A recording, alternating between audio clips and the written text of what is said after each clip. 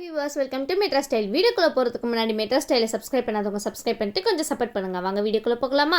பூமி கலன் சீரியல்ல என்ன நடந்துட்டு இருக்குன்னு பார்க்கலாமா? மீராக்கு அபூர்வாவும் சந்திராவும் பண்ண துரோகம் எல்லாமே தெரிய வந்திருக்கு. மீரா சந்திராக்கு கால் பண்ணி சொல்லிட்டு இருக்காங்க, அண்ணா எனக்கு எல்லா உண்மையும் தெரிஞ்சு போச்சு. நீங்களா இந்த மாதிரிலாம் பண்ணுவீங்களா? நீங்களா இந்த மாதிரி பண்ணுவீங்கன்னு நான் கொஞ்சம் கூட கனவுல நினைச்சு பார்க்கல அப்படின்னு சொல்லிட்டு கேட்டு இருக்கும் போது உடனே சந்திரா சொல்றாங்க, இங்க பாரு மீரா, நான் பண்ணது மன்னிக்க முடியாத தப்பு தான். அதுக்காக நீ என்ன தண்டனை கொடுத்தாலும் அதை நான் மனப்பூர்வமா ஏத்துக்கிறேன் அப்படின்னு சொல்லிட்டு இருக்காரு சந்திரா. உடனே சந்திரா சொல்றாங்க, இனி நான் மீரா முகத்துல எந்த மூஞ்ச வச்சுட்டு போய் முழிப்பேன் அப்படின்னு சொல்லி கேட்டுட்டு இருக்காங்க. இன்னொரு பக்கம் அபூர்வா சந்திரா கிட்ட சொல்லிட்டு இருக்காங்க, இங்க பாருங்க மாமா, நீங்க ரொம்பவே தப்பு பண்ணிட்டீங்க. நீங்க போய் என் மீரா கிட்ட எல்லா விஷயத்தையும் சொல்லிட்டு இருக்கீங்க. மீராக்கு இன்னும் முழுசா என்ன நடந்துச்சுன்னு தெரியவே இல்ல. ஆனா அதுக்குள்ள நீங்களா போய் வாய் விடுறீங்களே அப்படின்னு சொல்லிட்டு இருக்காங்க. மீரா உங்களோட தங்கச்சி, அவங்களுக்கு கண்டிப்பா இந்த உண்மை தெரியாம இருக்கணும். அப்பதான் நீங்க என்னைக்குமே மீரா கிட்ட சகஜமா பேச முடியும். சொல்றது கேளுங்க, தயவு செய்து அங்க போவாதீங்க, இங்கே இருங்க அப்படின்னு சொல்லிட்டு அபூர்வா சொல்லிட்டு இருக்காங்க. உடனே அதுக்கு சந்திரா சொல்றாங்க, இங்க பாரு அபூர்வா, இந்த உண்மையை மறைச்சிட்டு குற்றுணர்ச்சியில என்னால சாக முடியாது.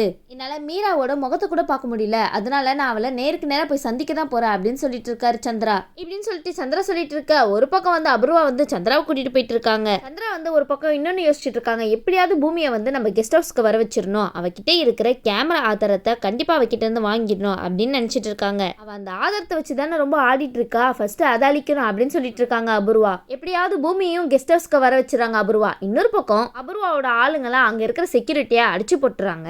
இன்னொரு பக்கம் அபூர்வா அவங்க அடியாள் கிட்ட சொல்லிட்டு இருக்காங்க, எப்படியாவது பூமி கையில இருக்கிற கேமராவை வாங்கிடுங்க அப்படின்னு சொல்லிட்டு இருக்காங்க. உடனே அந்த அடியாட்களும் அபூர்வா சொன்னதை கேட்டுட்டு பூமியை போய் அடிக்க போறாங்க. உடனே பூமி இங்க இருந்து எப்படியாவது நம்ம தப்பிச்சிடணும், கிட்ட இருக்கிற ஒரே ஆதாரம் இதுதான், இதை மட்டும் அவங்க எதுவுமே பண்ணிடக்கூடாது. இந்த ஆதாரம் மட்டும் அழிஞ்சு போச்சுன்னா அதுக்கப்புறம் எங்க அப்பா கிட்ட இருந்து இந்த உண்மையை என்னைக்குமே தெரிய வைக்க முடியாது அப்படின்னு நினைச்சிட்டு பூமி எப்படியாவது தப்பிக்கணும் அப்படின்னு சொல்லிட்டு நினைச்சிட்டு இருக்காங்க. உடனே அடியாளும் பூமியை தாக்கிடுறாங்க. பூமி கீழே விழுந்துடுறாங்க. உடனே அவங்க கையில உள்ள கேமராவும் கீழே விழுந்துருது. உடனே அபூர்வா அந்த கேமராவை ஏறி மிதிச்சு உடைச்சிடுறாங்க.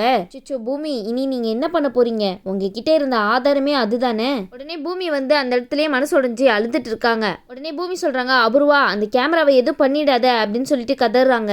ஆனா அபூர்வா மனசு இறங்குவாங்களா? அதுல இருக்கிற ஆதாரமே அவங்கள பத்தி தான், எப்படியாவது அழிக்கணும் தானே நினைப்பாங்க. அதனால அவங்க எவ்வளவு நாளா காத்துட்டு இருந்தாங்க, அந்த சந்தர்ப்பத்தை தவற விடுவாங்களா என்ன? சந்தர்ப்பம் வேற அவங்களுக்கு ஏத்த மாதிரி கைக்குடி வந்துருச்சா, உடனே அந்த கேமராவை சல்லி சல்லியா நொறுக்கிடுறாங்க. உடனே பூமி ரொம்ப கதறி அழுதுட்டு இருக்காங்க. உடனே அபூர்வா சொல்றாங்க அவங்க அடியாள் கிட்ட, இந்த பூமியை உயிரோட மட்டும் விட்டுறாதீங்க அப்படின்னு சொல்லிட்டு அபூர்வா ரொம்ப ஸ்ட்ரிக்டா சொல்லிடுறாங்க. உடனே பூமி அங்கிருந்து தப்பிச்சு போய் அங்க உள்ள அடியாளெல்லாம் மிரட்டிட்டு இருக்காங்க. உடனே பூமி அந்த அடியாக்களை பார்த்து சொல்றாங்க, யாராவது ஒரு அடி முன்னாடி எடுத்து வச்சிங்கன்னா இங்க உள்ள கேஸை நான் ஓபன் பண்ணி விட்டுருவேன் அப்படின்னு சொல்றாங்க. உடனே அந்த அடியாட்களும் பூமியோட பேச்சை கேட்காம முன்னாடி வராங்க. பூமி சும்மா இருப்பாங்களா? நம்ம பூமி முன்னாடியாடா வரீங்க, இருங்க நான் கேஸை ஓபன் பண்ணிட்டேன்னு சொல்லிட்டு கேஸை ஓபன் பண்ணி விட்டுறாங்க. உடனே அபூர்வா பதறி போய் அவ கேஸை ஓபன் பண்ணி விட்டுட்டாடா, போய் தடுங்கடா அப்படின்னு சொல்லிட்டு பதஷ்டமா சொல்லிட்டு இருக்காங்க. உடனே அந்த அடியாட்கள்லாம் அபூர்வா பார்த்து சொல்றாங்க, ஐயோ எங்களுக்கு பயமா இருக்கு மேடம், நாங்க கிட்ட போறோன்னு பார்த்து கேஸ் வெடிச்சிருச்சுன்னா நாங்க என்ன பண்ணுவோம் அப்படின்னு சொல்லிட்டு பயந்துட்டு இருக்காங்க அந்த அடியாள்லாம். என்ன அடியால் வச்சிருக்கீங்க அபூர்வா?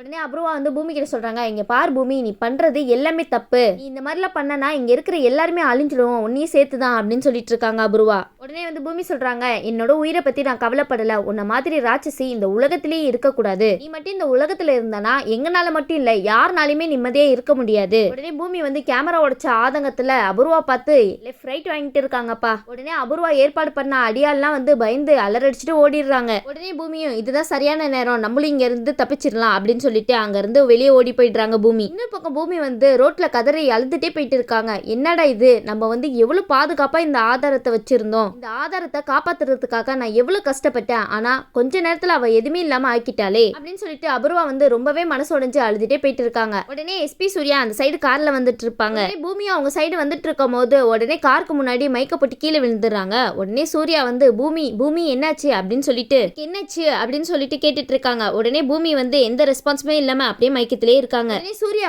பூமியை அவங்க வீட்டுக்கு அழைச்சிட்டு போறாங்க. உடனே பூமி மைக்க தெளிஞ்சு எந்திரிச்சதுக்கு அப்புறம் சூர்யா சொல்றாங்க, என்னாச்சு பூமி உனக்கு, ரோட்ல ஏதோ சிந்தனையோட போயிட்டு இருக்கே, என்னாச்சு உனக்கு அப்படின்னு சொல்லி கேட்டு இருக்கும் போது அதுக்கு பூமி சொல்றாங்க, இல்ல சார் நான் பல குழப்பத்துல எதையோ யோசிச்சு போயிட்டு இருந்தேன், அதனால எப்படி மைக்க போட்டு கீழே விழுந்தேன்னு எனக்கு தெரியல அப்படின்னு சொல்லிட்டு இருக்காங்க பூமி. உடனே சூர்யாவும் சரி இங்க இரு, நான் உனக்கு குடிக்க ஏதாவது எடுத்துட்டு வரேன் அப்படின்னு சொல்லிட்டு ஜூஸ் போட்டு எடுத்துட்டு வராரு. உடனே பூமியும் அதை குடிச்சிட்டு என்னை காப்பாத்தினதுக்கு ரொம்ப நன்றி சார் அப்படின்னு சொல்லிட்டு பூமி சூர்யா கிட்ட சொல்லிட்டு இருக்காங்க. உடனே பூமி சார் உங்க போன் எனக்கு கொஞ்சம் தரீங்களா அப்படின்னு சொல்லி கேட்டுட்டு இருக்காங்க. நான் என்னோட மாமாக்கு மட்டும் ஒரு கால் பண்ணி தரேன் அப்படின்னு சொல்லிட்டு பூமி கேட்டுட்டு இருக்காங்க. உடனே சூர்யாவும் அவங்களோட போனை கொடுக்குறாங்க. இந்த பக்கம் கேபி வந்து பூமிக்கு போன் பண்ணிட்டே இருக்காங்க. ஆனா அவங்க போன் ரீச் ஆகவே இல்ல. கெஸ்ட் ஹவுஸ்க்கு நேரா போய் பார்த்தா அங்க வாட்ச்மேன் மயங்கி கிடக்குறாங்க. பூமிக்கு ஏதாவது ஆயிடுச்சோ அப்படின்னு சொல்லிட்டு ரொம்பவே பதட்டப்பட்டு இருக்காங்க. ஒரு பக்கம் கேபி வந்து இப்படி யோசிச்சுட்டு இருக்க உடனே சூர்யா போன்ல இருந்து பூமி வந்து கேபிக்கு கால் பண்றாங்க. உடனே வந்து கேபி கிட்ட பூமி சொல்லிட்டு இருக்காங்க, மாமா அந்த கேமரால உள்ள ஆதாரத்தை அபூர்வா ஒரேண்டியா அழிச்சிட்டா மாமா. அந்த கேமரால இருக்கிற ஆதாரத்தை காலால மிதிச்சு எல்லாத்தையும் வந்து ஒன்னில்லாம ஆக்கிட்டா மாமா அப்படின்னு சொல்லிட்டு கதறி அழுதுட்டு இருக்காங்க. உடனே அந்த இடத்துல கேபி சொல்றாங்க,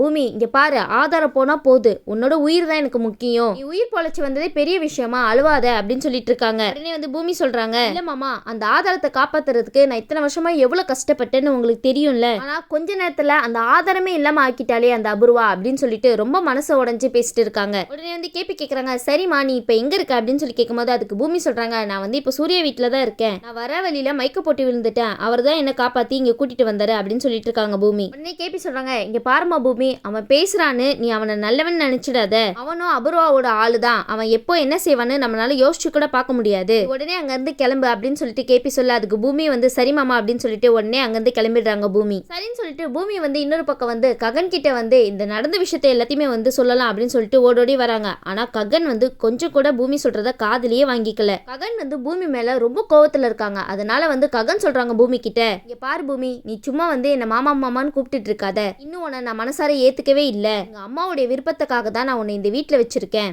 அப்படி இல்லைன்னா இந்த வீட்டுல இருந்து உன்னை எப்பயோ நான் துரத்திருப்பேன், உன் மேல எந்த விருப்பமும் எனக்கு கிடையாது, ஏதோ வாழணுமே அப்படின்னு சொல்லிட்டு தான் இருக்கேன். உடனே பூமி வந்து இதை கேட்டு மனசு உடைஞ்சு ரொம்பவே அழ ஆரம்பிச்சுட்டாங்க. ஏற்கனவே அவங்க ரொம்ப மனசு உடைஞ்சு போய் இருக்காங்க. இதுல இன்னொரு பக்கம் வந்து ககன் வேற அவங்க மனசை நோகடிக்கிற மாதிரி பேசிட்டாரு. உடனே ககன் சொல்றாரு, இனி உன் இஷ்டத்துக்கு எப்படி வேணாலும் இருக்கலாம், உனக்கு எனக்கும் எந்த சம்பந்தமே கிடையாது, இனி மாமா மாமானே என் பின்னாடியே வராத அப்படின்னு சொல்லிட்டு ககன் அங்க வந்து போயிடுறாரு. இதை நினைச்சு பூமி ரொம்ப வருத்தப்படுறாங்க. இன்னொரு பக்கம் வந்து கேபி வந்து சந்திரா கிட்ட, பூமி ககன் ரெண்டு பேரையும் நீங்க ஏத்துக்கிட்டாதான் நான் வந்து எல்லா உண்மையும் மீரா கிட்ட இருந்து மறைச்சிடுவேன், இல்லன்னா நடக்கிறதே வேற அப்படின்னு சொல்லிட்டு நம்ம கேபி சந்திரா கிட்ட ஒரு பெரிய டீல் பேசி வச்சிருந்தாரு. கேட்டுட்டு சந்திராவும் சரி நான் வந்து ககனை வந்து மனப்பூர்வமா மருமகனா ஏத்துக்கிறேன், அது மட்டும் இல்லாம என் பொண்ணு எனக்கு வேணும், நான் ககனை ஏத்துக்கிட்டாதான் என்னோட பொண்ணு அடிக்கடி என் வீட்டுக்கு வந்துட்டு போவா அப்படின்னு சொல்லிட்டு சந்தோஷத்துல சந்திரா வந்து சரின்னு சொல்லிடுறாரு. இதை கேட்ட அபூர்வாக்கு தூக்கி வாரி போட்டுருச்சு. இவரு என்னது இப்படி சொல்லிட்டு இருக்காரு, நம்ம எதிர்பார்க்காத விஷயமாச்சு இது அப்படின்னு சொல்லிட்டு ஒரு பக்கம் அபூர்வா நினைச்சிட்டு இருக்க, இன்னொரு பக்கம் இதை கேட்டு கேபிக்கு சந்தோஷம் தாங்க முடியல. எப்படியோ சந்திரா வந்து ககனை மட்டும் ஏத்துக்கிட்டா கண்டிப்பா பூமி கூட ககன் வாழ ஆரம்பிச்சிடும் அப்படின்னு சொல்லிட்டு கேபி ஒரு பக்கம் சந்தோஷப்பட,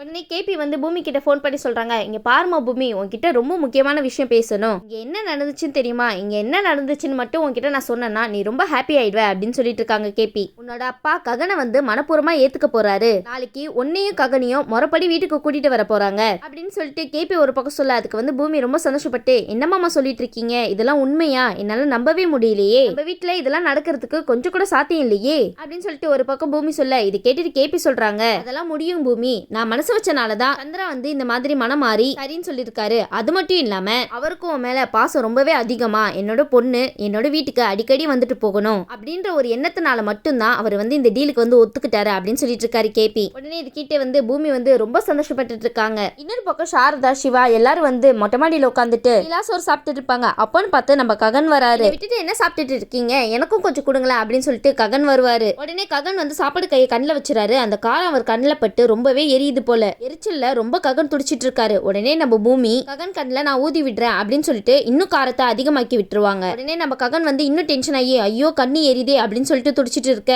ஐயோ என்ன பண்றது எரியுதே அப்படின்னு சொல்லிட்டு வேக வேகமா தண்ணி வைக்கலாம் போறாரு. உடனே சாரதா வந்து பூமி மேல ரொம்ப கோவப்படுவாங்க. என்ன பூமி, அவனே ஏற்கனவே உன் மேல ரொம்ப கோவத்துல இருக்கான், நீ அவனை சமாதானப்படுத்தவன்னு பார்த்தா நீ என்னன்னா ககனுக்கு மேல இருக்கிற வெறுப்பை நாளுக்கு நாள் அதிகப்படுத்திட்டே தான் இருக்க அப்படின்னு சொல்லிட்டு நம்ம சாரதா வந்து கோவமா போயிடுறாங்க. இன்னொரு சைடு வந்து கிருஷ்ணா வந்து சாரதா கிட்ட எல்லாத்தையும் சொல்றாங்க, சாரதா உனக்கு ஒரு குட் நியூஸ், நம்ம ககனை சந்திரா தன்னோட மாப்பிள்ளையா மனப்பூர்வமா ஏத்துக்கிட்டாரு அப்படின்னு சொல்ல சாரதாக்கு ரொம்பவே சந்தோஷமாயிடுது. இந்த விஷயம் நான் அபூர்வாக்கும் தெரிய வருது. சந்திரா வந்து ககனை தன்னோட மாப்பிள்ளையே ஏத்துக்கிறேன் அப்படின்னு சொல்லிட்டு கேபி கிட்ட சொல்ல, இதை பார்த்து அபூர்வா ரொம்ப காண்டில இருக்காங்க. இதுக்கப்புறம் ககனை அவங்க வீட்டுக்குள்ள வர விடுறாங்களா இல்ல தடுக்கிறாங்களான்னு வெயிட் பண்ணி பார்க்கலாம். இந்த வீடியோ உங்களுக்கு பிடிச்சிருந்துச்சுன்னா மறக்காம மெட்ரா ஸ்டைல லைக் பண்ணுங்க, ஷேர் பண்ணுங்க, சப்ஸ்கிரைப் பண்ணிடுங்க. தேங்க்யூ.